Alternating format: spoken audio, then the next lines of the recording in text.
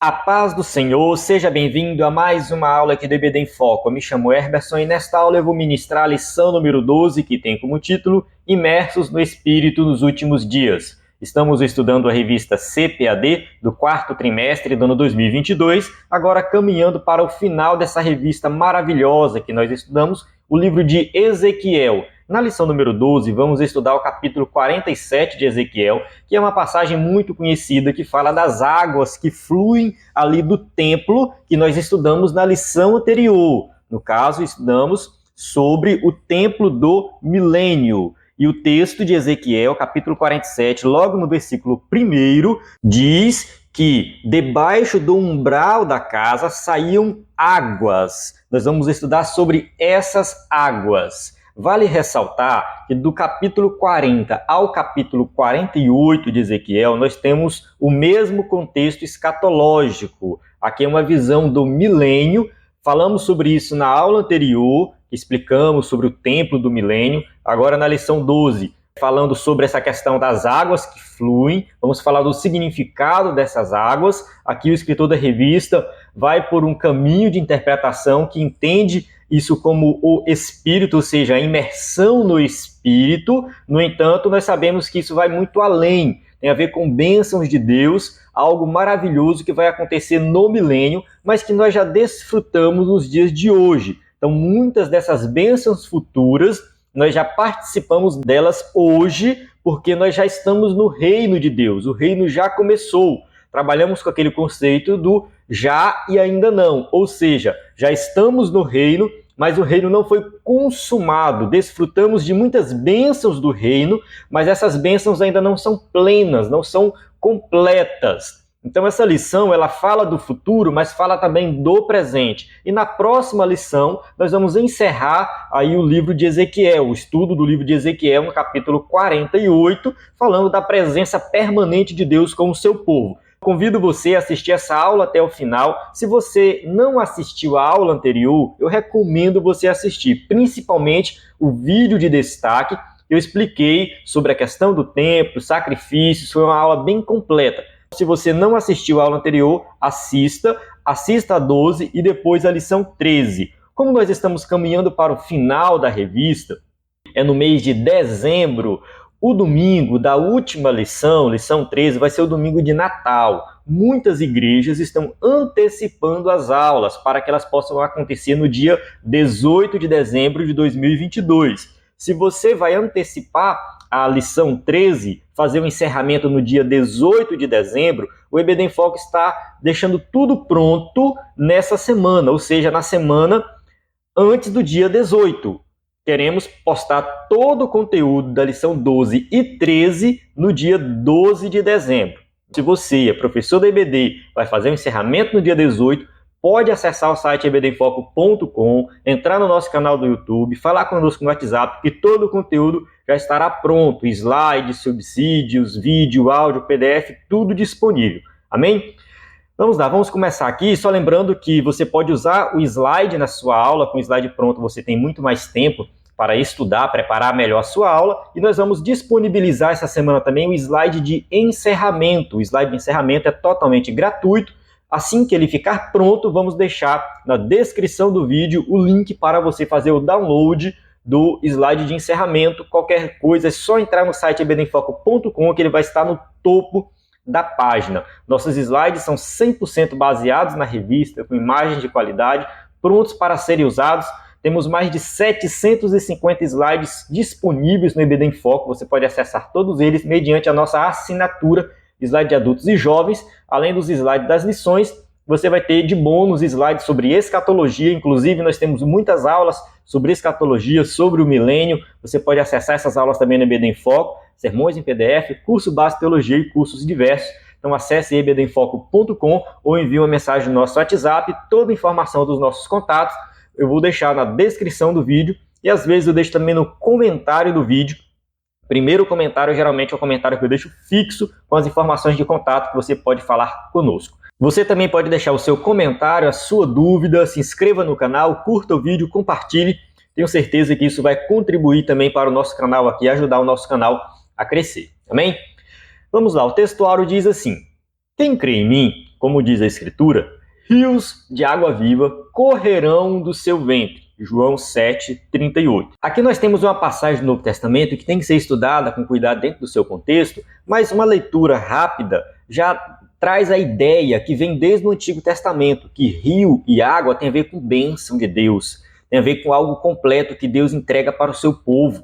Então, quem crê em Jesus, rios de água viva correrão no seu ventre. Tem relação com o Espírito? Tem relação com o Espírito também. Então, a gente tem aqui algo que ocorre dentro de nós. Nós vamos saciar nossa sede se nós crermos em Jesus como Salvador. Verdade prática, o rio da vida, que representa o fluir do Espírito Santo, passa no meio do povo de Deus. E o rio da vida, ele representa essa ação do Espírito Santo de Deus no meio do seu povo. Mas nós entendemos também que no futuro escatológico, tanto no milênio quanto na Nova Jerusalém, vai fluir um rio do trono de Deus. Amém? Aqui nós temos os objetivos da lição. Eu peço perdão aos irmãos que usam o slide, que a gente não estava colocando os objetivos por um erro. Foi um erro nosso aqui. E agora nós vamos voltar a colocar os objetivos. Então, a partir de agora, todo o slide vai ter, sim, os objetivos. Estava sendo colocado somente na lição de jovens e esquecemos da lição de adultos. Vamos lá.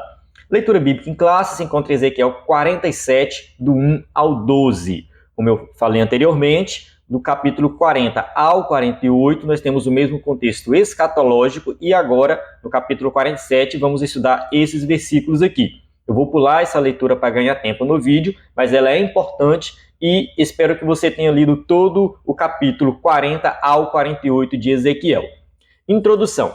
Essa primeira parte do capítulo 47 é a continuação da visão do templo de Ezequiel, que nós estudamos na lição anterior. Então, a primeira parte, versículos 1 a 6, se encontra nas águas que fluem de debaixo do umbral do templo. E à medida que essas águas sanadoras vão fertilizando as áreas estéreis do Vale do Mar Morto, seguem aumentando o seu volume até se tornar um rio caudaloso. Aqui a gente tem uma breve análise da passagem, é muito importante nós fazermos essa análise, essa primeira leitura. Então, na primeira leitura, na primeira análise, a gente chega à conclusão que nós temos um rio que flui, simplesmente um rio que flui e vai ficando cada vez mais fundo, ele vai se tornando cada vez mais impactante por onde ele passa, vai aumentando o seu volume até se tornar um rio muito grande, um rio caudaloso. Então a gente tem essa informação dos versículos 1 ao versículo 6. A segunda parte, dos versículos 7 a 12,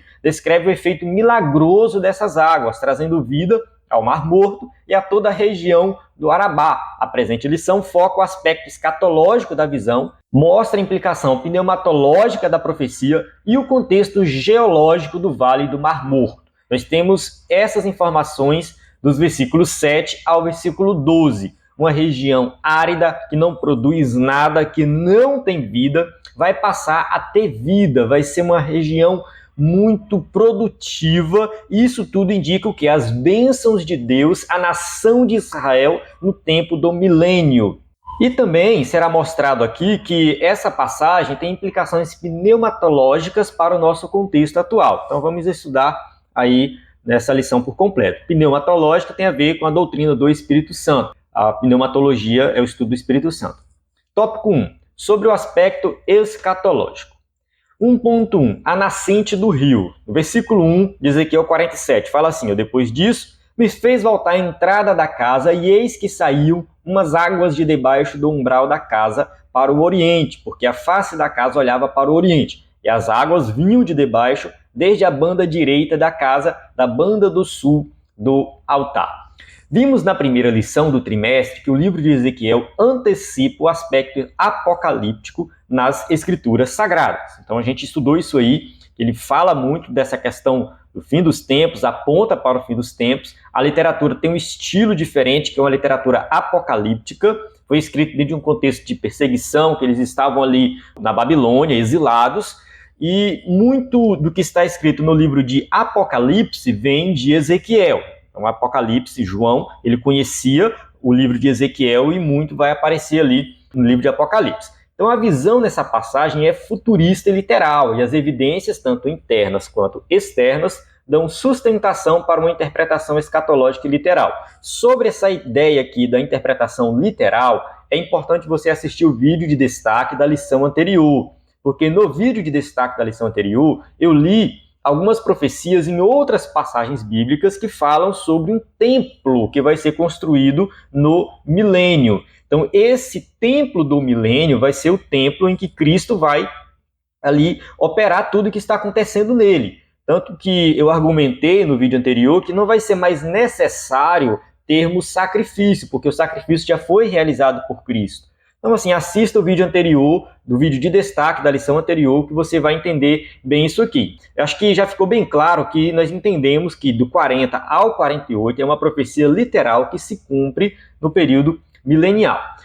O umbral da casa é uma referência ao templo da visão do profeta. No caso, ele já viu esse templo no capítulo 40, versículo 1 e 2, que a gente estudou.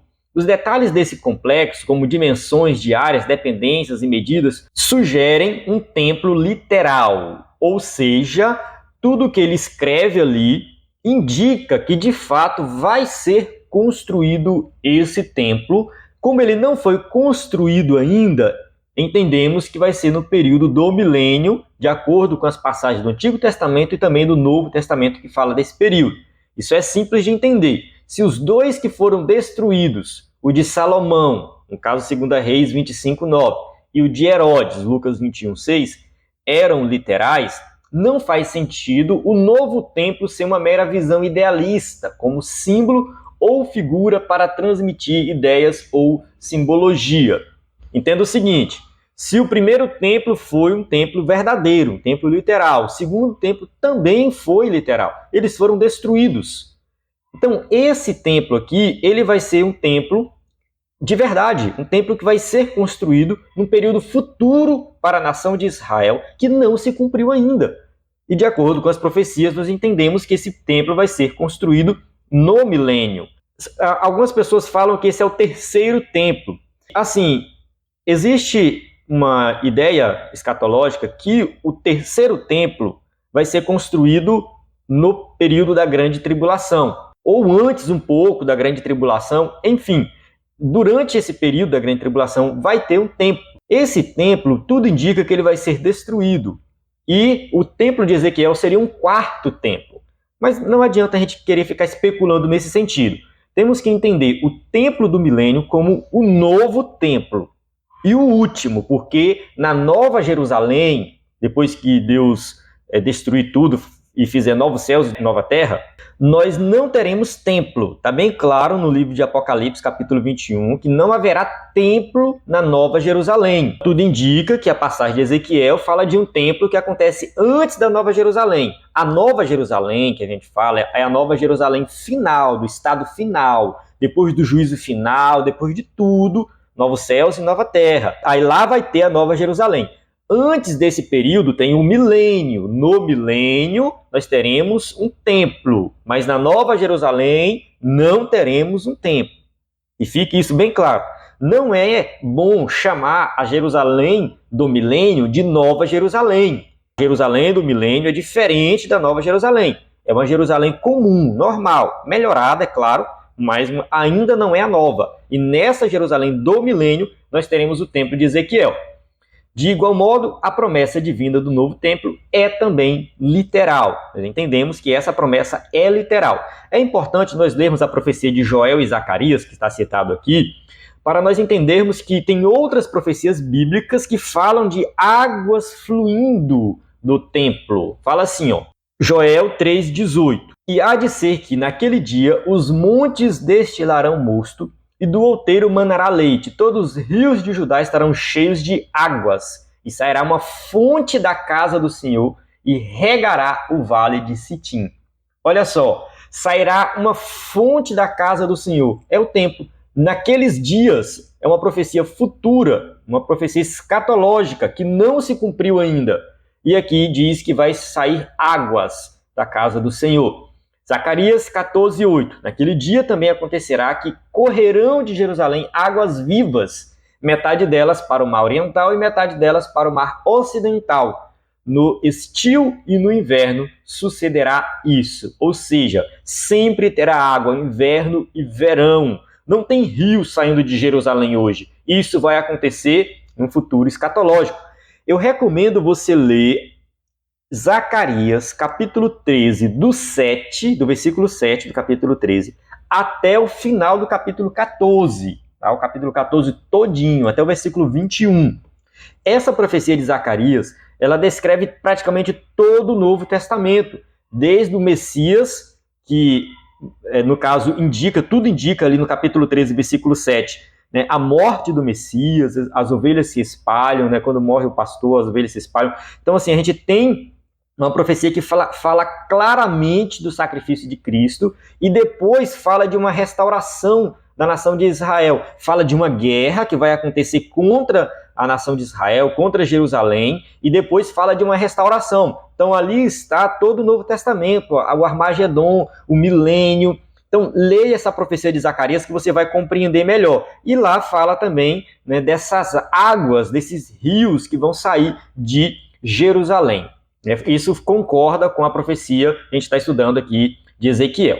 Tópico 1.2. O guia celestial. Ele me tirou do caminho da porta do norte e me fez dar uma volta pelo caminho de fora, até a porta exterior, pelo caminho que olha para o oriente. E eis que corriam umas águas desde a banda direita. Saiu aquele homem para o oriente, tendo na mão um cordel de medir, e mediu 1000 côvados, e me fez passar pelas águas que me davam pelos tornozelos. Tá? Ezequiel 47, versículo 2 e 3. Um personagem que aparece desde o início da visão do novo templo, no caso aqui aparece assim, né? Um homem cuja aparência era como a aparência do cobre, tendo um cordel de linho na mão e uma cana de medir. Ele continua como Cicerone nesse passeio. Então a gente tem aqui uma visão de Ezequiel que segue o mesmo raciocínio das visões anteriores. A esse homem, né, com uma aparência diferenciada, ele vai medir, ele vai fazer as medidas. Esse anjo fez Ezequiel sair pelo portão do norte e dessa forma contornar o templo no sentido horário em direção ao oriente. Isso porque a porta oriental estava fechada. 44, versículo 2. Esta porta estará fechada, não se abrirá, ninguém entrará por ela, porque o Senhor, Deus de Israel, entrou por ela. Por isso, estará fechada. É uma porta sagrada, indica que Deus entrou ali por aquela porta. A gente sabe que, nesse período, a glória de Deus volta para o templo. Então, a glória de Deus estará presente aí. No período dos 2 templos, essa porta nunca esteve trancada, e isso revela o caráter escatológico da visão. Só lembrando aqui que nos outros 2 templos anteriores, essa porta sempre esteve aberta e agora ela vai estar fechada.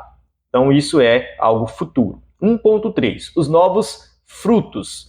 Ezequiel 47:12 diz assim: E junto do ribeiro, à sua margem, de uma e de outra banda, subirá toda sorte de árvore, e dá fruto para se comer. Não cairá a sua folha, nem perecerá o seu fruto. Nos seus meses produzirá novos frutos, porque as suas águas saem do santuário, e o seu fruto servirá de alimento, e a sua folha de remédio.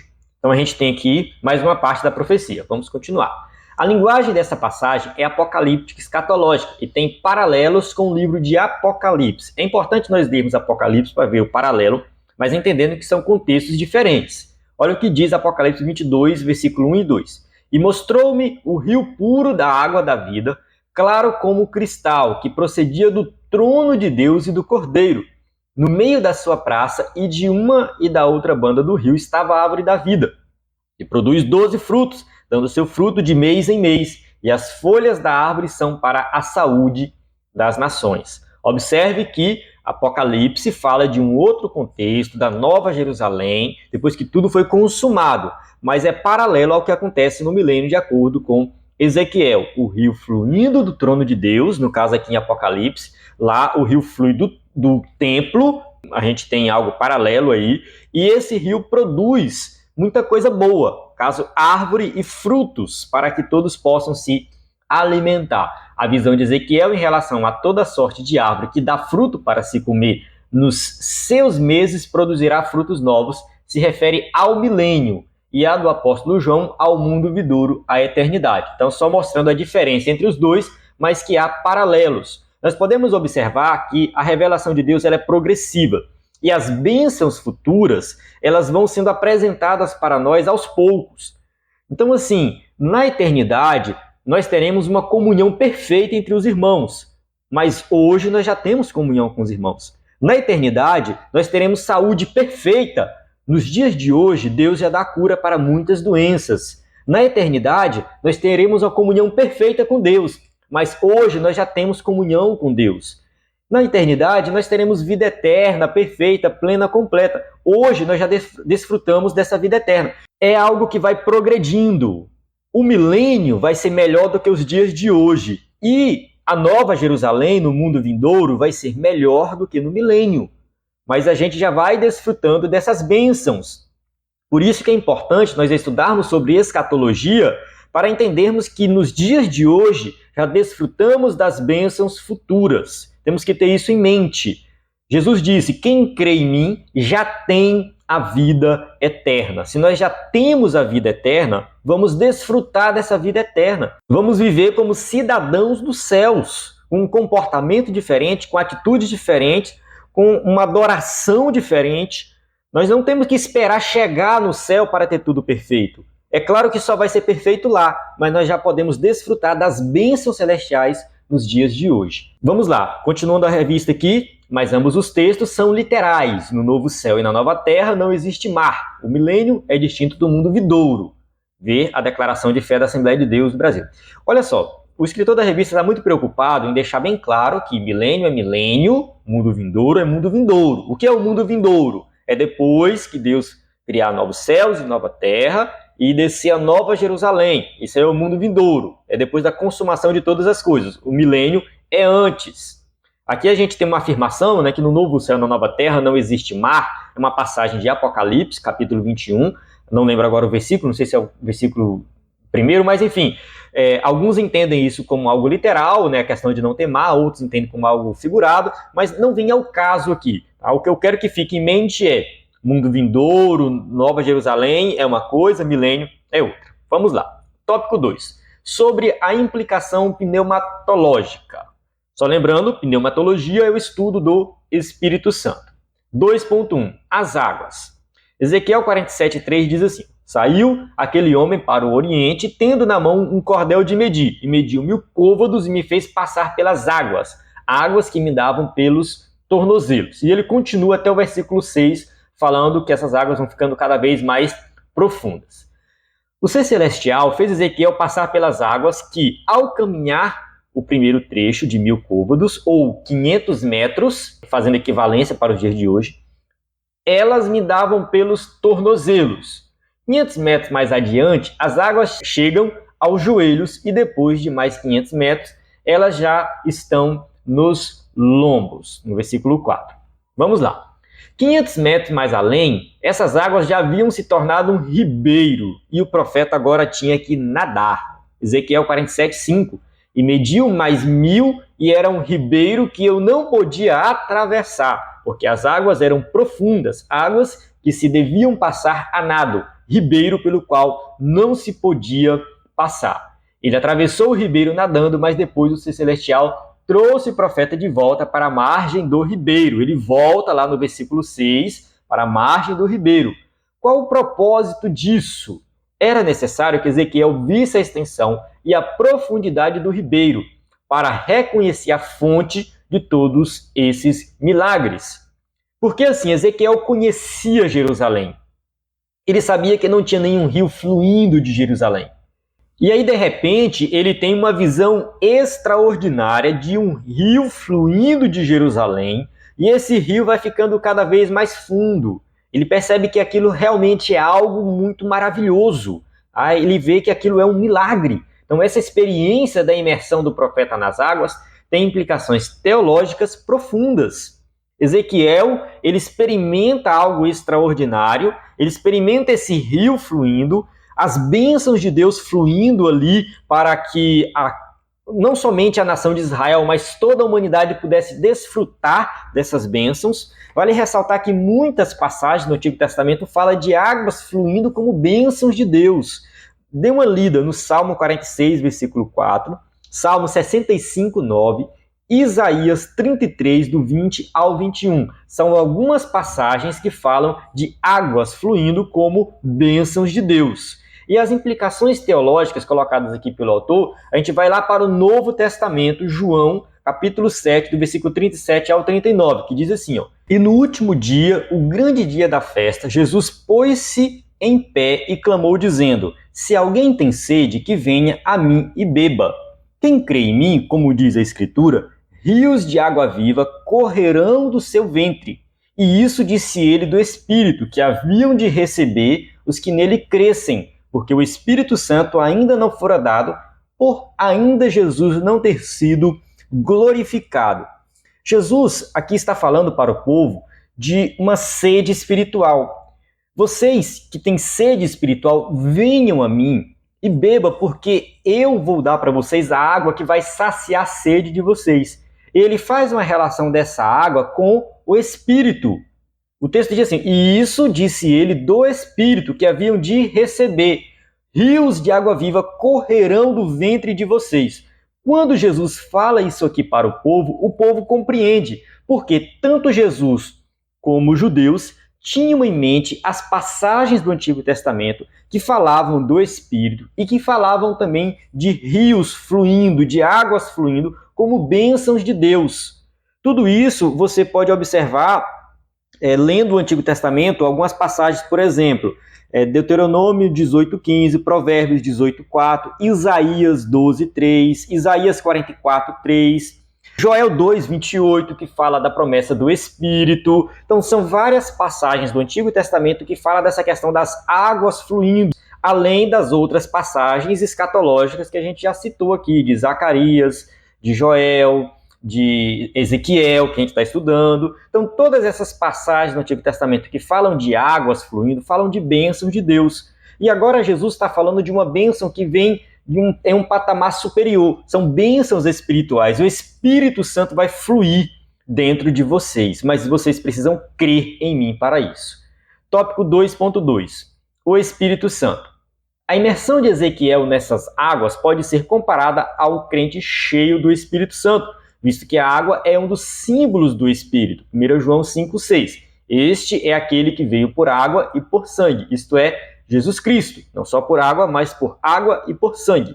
E o Espírito é o que testifica, porque o Espírito é a verdade. Os símbolos do Espírito Santo são reflexos das suas múltiplas operações. O próprio Jesus se referiu ao Espírito ao falar sobre o Espírito Santo no discurso de João 7, 37 a 39, que a gente leu agora há pouco. Então, Jesus fala do Espírito, ele se refere ao Espírito. O Espírito tem vários símbolos, às vezes é fogo, às vezes é uma pomba, às vezes é água. Então, esses símbolos mostram que as múltiplas operações do Espírito Santo na vida do crente. O Espírito Santo é ilustrado como água, pois assim como a água é indispensável à vida física de qualquer ser vivo, da mesma maneira o Espírito é indispensável à vida do crente.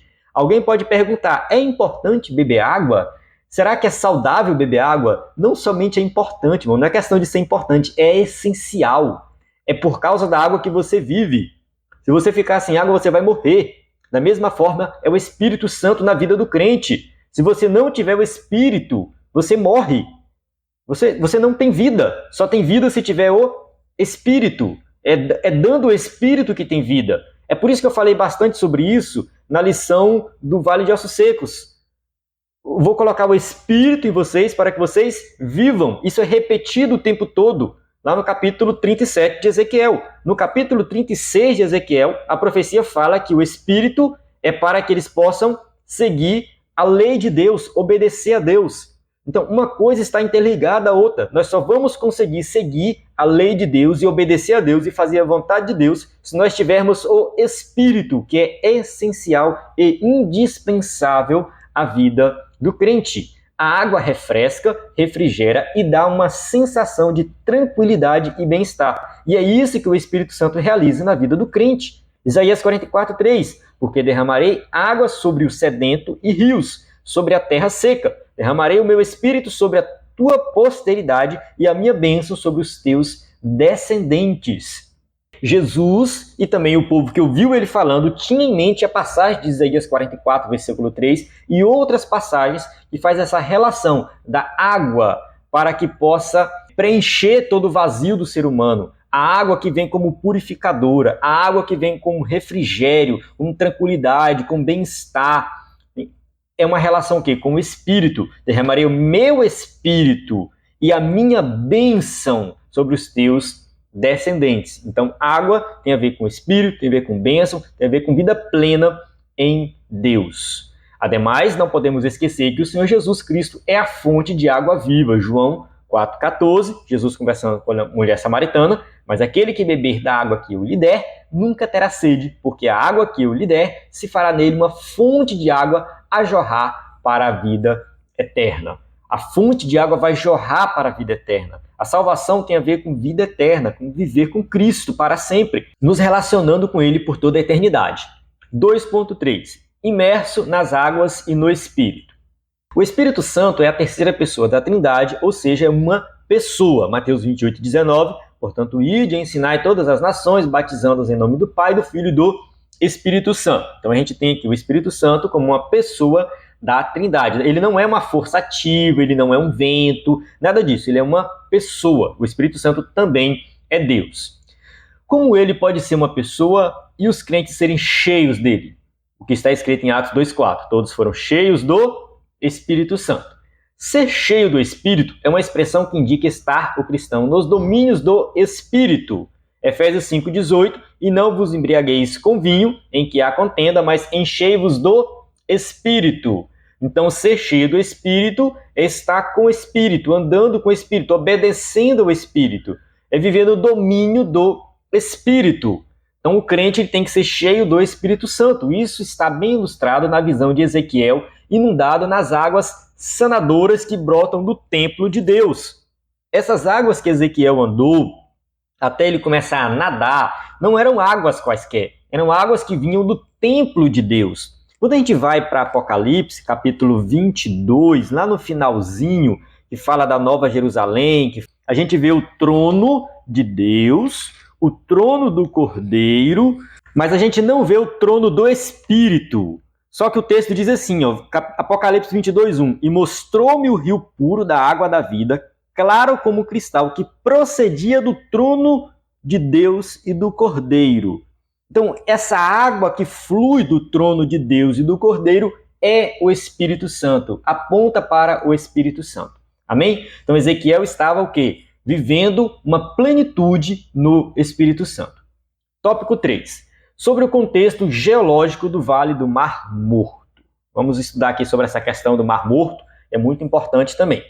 3.1, a abundância de árvores. Ezequiel 47:7 diz assim, e tornando eu, eis que à margem do ribeiro havia uma grande abundância de árvores de uma e de outra banda.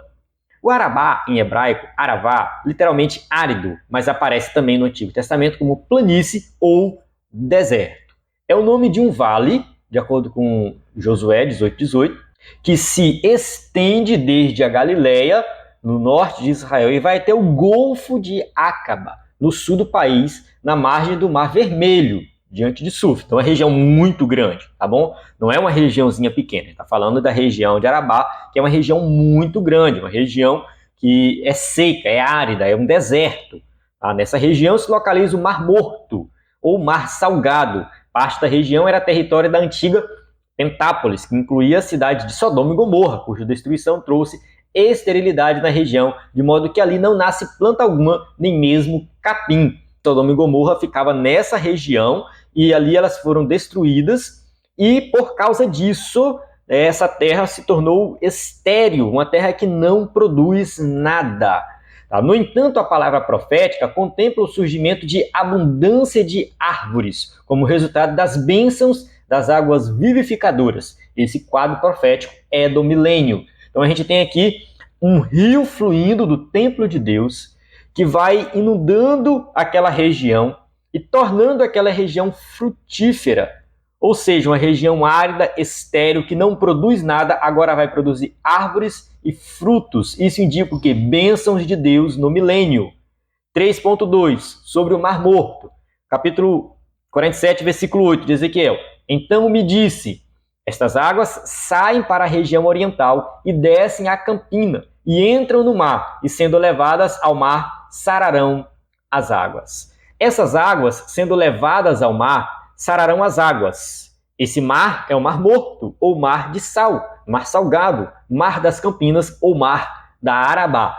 Esse mar que não produz nada, que é um mar que já está falando Mar Morto, não tem vida nele devido à grande quantidade de sal. Ele vai ser purificado, ele vai ser sarado, ele vai ser algo frutífero, né?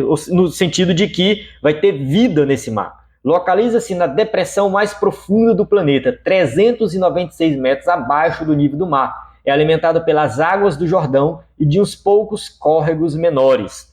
Visto que o lago não possui escoamento natural, suas águas são eliminadas por meio de evaporação. Essas águas possuem uma salinidade incomum, que vem desses riachos fluindo através de solos salitrosos alimentados por fontes sulfurosas. Não há vida nessas águas, que contêm mais de 30% de sais minerais, ao passo que a média dos oceanos é de 3%. É uma fonte de riquezas minerais. A gente observa que devido à grande quantidade de sal, não tem vida.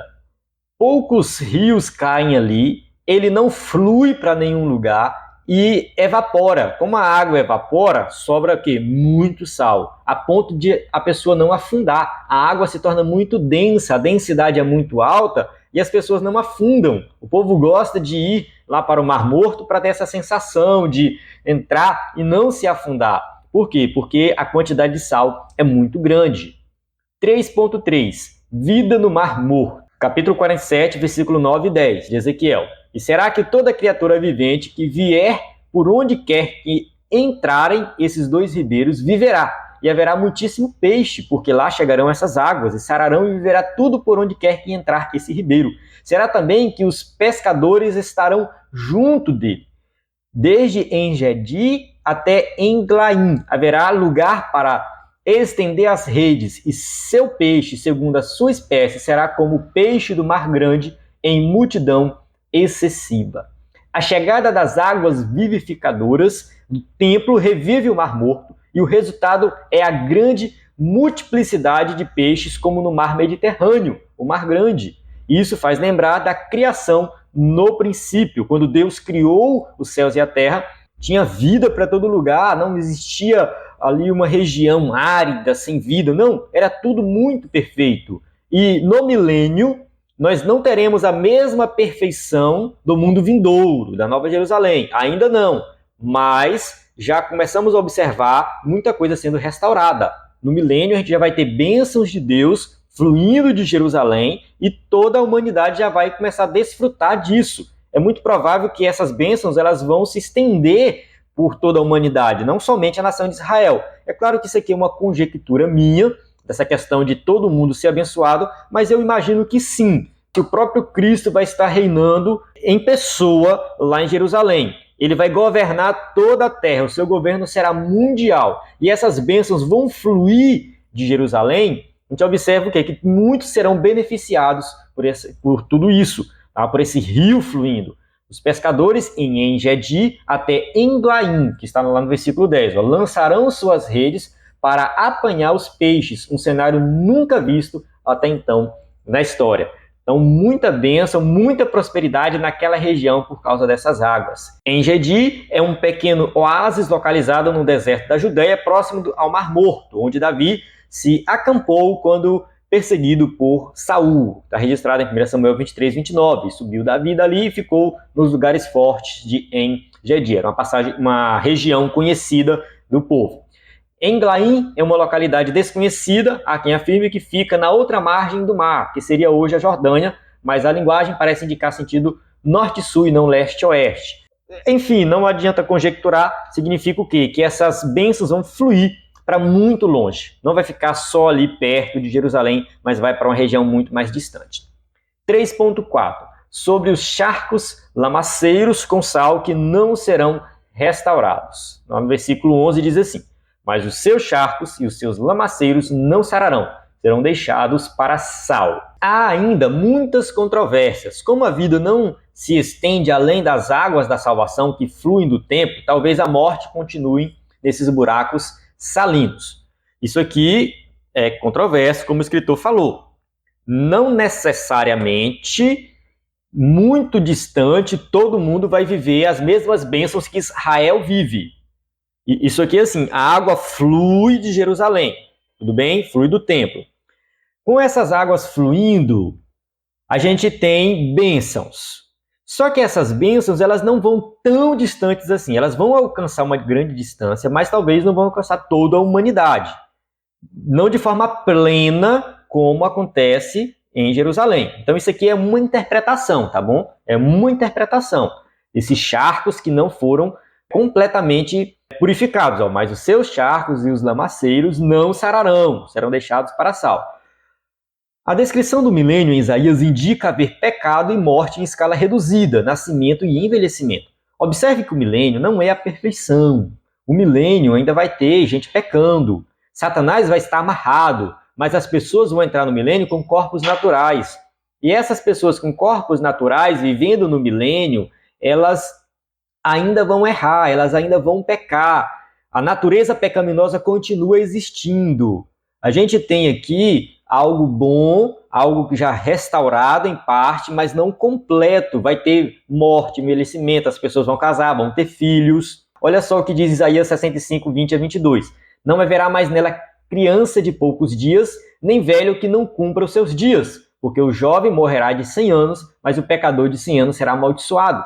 E edificarão casas e habitarão, plantarão vinhas e comerão o seu fruto. Não edificarão para que os outros habitem, não plantarão para que os outros comam, porque os dias do meu povo serão como dias da árvore, e os meus eleitos gozarão das obras das suas mãos até a velhice. A gente vê aqui uma situação de muita bênção, de prosperidade, de vida plena. As pessoas realmente vão envelhecer, mas com saúde, vão desfrutar daquilo que elas produziram, mas ainda vai ter morte. Ainda vai ter pecado, ainda vai ter muita coisa que tem no mundo de hoje. Tá? Então, o milênio ainda não é o estado perfeito.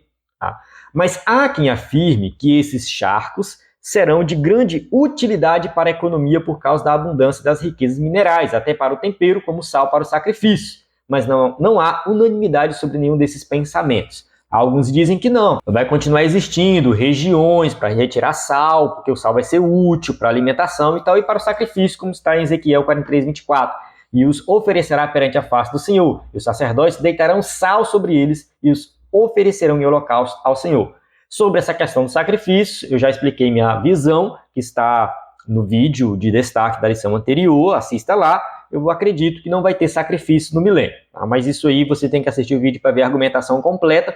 Então eu vou encerrar aqui, a gente já vai para a conclusão da aula que diz assim: as águas terapêuticas do rio da visão de Ezequiel saem de debaixo do umbral, e as águas cristalinas que saem do trono de Deus e do Cordeiro, em Apocalipse, apontam para Cristo e o Espírito Santo.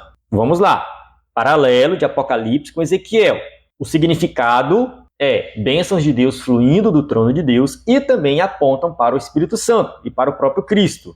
É significativa a presença do rio no Éden no princípio, no relato da criação, e do rio da vida no mundo vindouro. O rio da visão de Ezequiel fica entre eles, ou seja, entre o primeiro e o último. Vemos em tudo isso a restauração escatológica da terra e a efusão do Espírito sem medida. Observe que o primeiro rio, que é o rio lá do Éden, ele está no início, né? O rio final é o rio lá do trono de Deus, que está em Apocalipse 22. Tá? Bem claro lá em Apocalipse 22. Entre esses dois tem o quê?